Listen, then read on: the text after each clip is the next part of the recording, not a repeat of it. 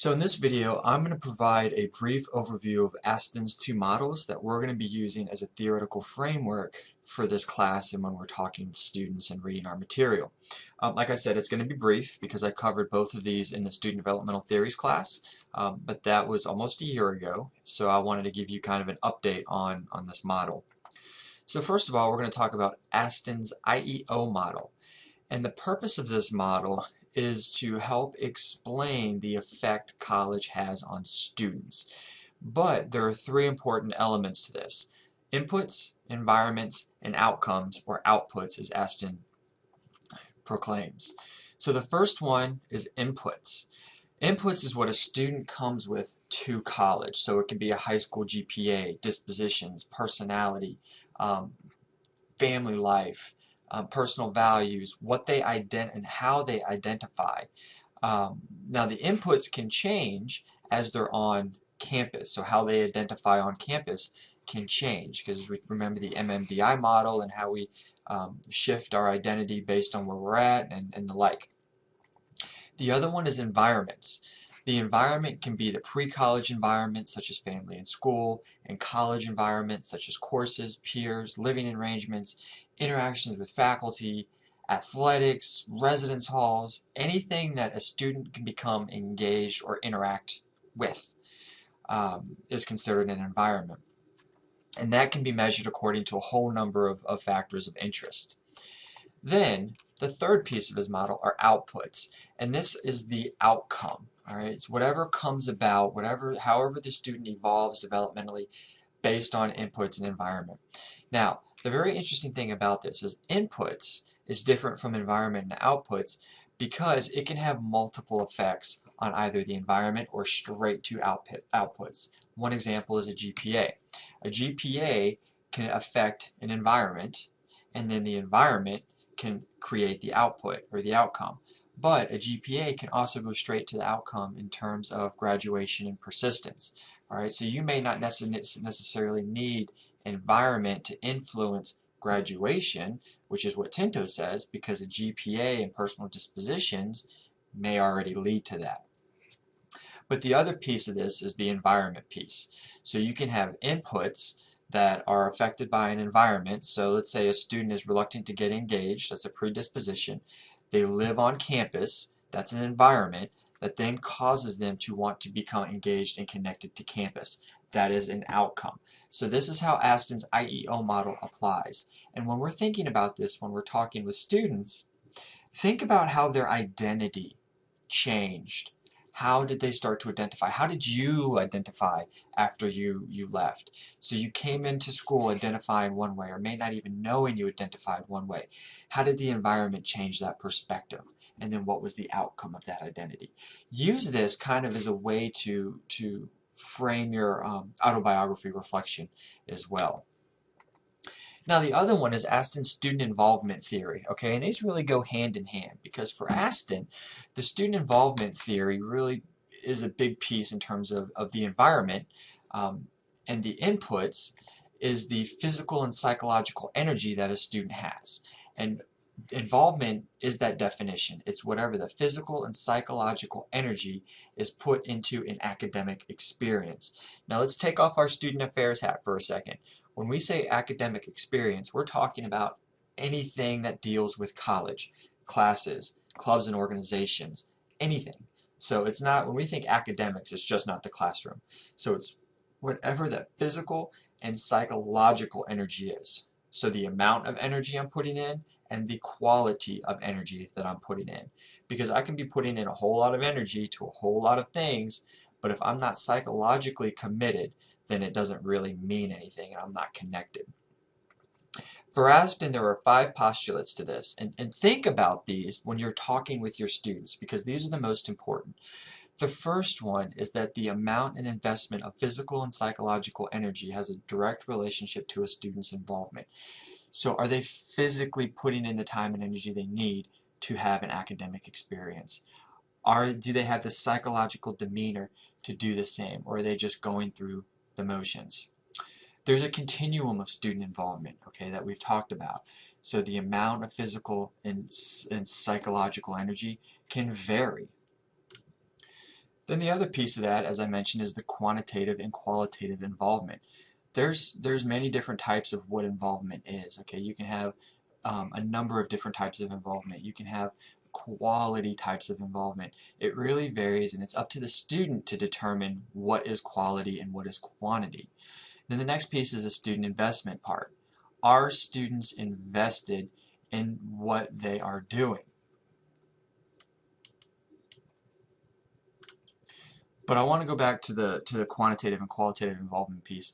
Not only is that the quantity and the quality, but that's also how it can be measured. Okay, so the amount of involvement um, actually measured in time versus what they get out of the activity. Okay, so there's those two pieces to involvement: how much they do it and how much they get out of it.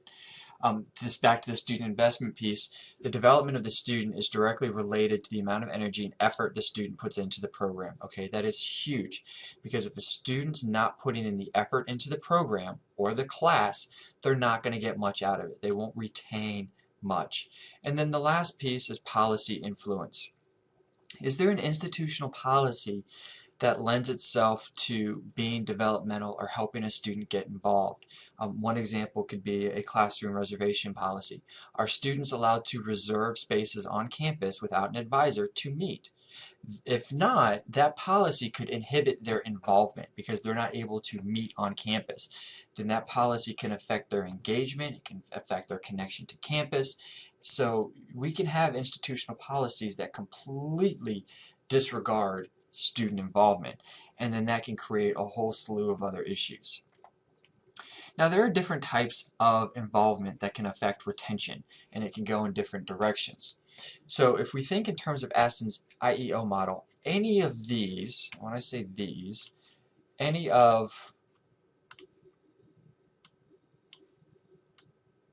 these here, lack of involvement, isolation, commuting, employment, academics, and residential living, student can be considered an environment. And the student's input will actually determine whether or not it's a negative involvement or a positive involvement. Okay, so for example, if we have a student who is connected to home, um, is anxious about leaving, has never been away from home before, then they get to campus, which is all, that's an input. They get to campus and they live on campus, which is residential living. All right, that can be a type of involvement. But if they don't have the quantity and the quality type of involvement, if they're not personally invested and they start to get homesick, okay, all of this environment based on the inputs, then the outcome is likely not to be retention. Do you see how that worked? How I was able to take the IEO model in addition to the types of involvement in the involvement model and kind of put them together. Alright, so essentially what we're doing here is we're looking at environment as a holistic thing and looking at how that environment can affect the individual, what outcomes happen based on the inputs. So where does this lead us? Well, if we just look at a bunch of different types of involvement, all right, we look at academic involvement, and that can be on a continuum. All right, so if you remember my Will Smith example in class, you can have Carlton and you can have Will. The more you are towards kind of this end academically extremely, and the less you are developed extracurricular wise, all right, you may have a connection to the institution, you may have great grades, you may have an academic status, but as you move this way, all right, the development, the involvement, the outcomes are all going to start to change. There may be an involvement in personality. Relationships may start to evolve. Values may start to develop. All right, but again, if you are all the way on this end, then institution, grades, and status may all become affected. So what we're really trying to do here is find this middle ground in terms of Astin's student involvement theory. And again, this is an outcome. All right? What we're trying to do based on students' inputs is create an environment that allows for this type of outcome and output. So one way we can do that is through student and faculty interaction. Again, here you can see that this is not a continuum. It just goes straight across, and that's because there's really no way to go this way. Either you have student-faculty engagement or you don't. You start at 0 and then you go up. That's the big piece with this. So when you have involvement, you start to have satisfaction, friendships, you start to develop intellect, a connection to the administration. And as we move up, we start to develop our personality, liberalism, values. We begin to start to think for ourselves, get that connection. But again, it all depends on student investment. Now the same can be true for residential living. Again, same principle. It's either 0 to 60 here, so we can go up. So we have this involvement where we begin to feel connected. We have the faculty and residence life interaction. We're involved in curricular activities. And as this moves up, we begin to develop our self-esteem, sense of purpose, identity. The hedonistic perception starts to evaporate. And as you can see, you can come out a completely different person. And the residential living piece is the environment, again, output, but the dispositions we come in with and our level of investment, psychological energy, physical energy, all contribute to this type of development. Another form is athletics, and it's the exact same thing. So here, based on our athletic ability, our intellectual environments, and our grades, we can increase to develop. We can start to feel isolation if we get too far over here, because with athletics, and you're a student athlete, you may not identify with others. So you might have self-esteem issues, you might have self-concept issues. So again, it's important that we try to remain somewhere in the middle so we're able to find this balance. Too much of any one thing is a problem.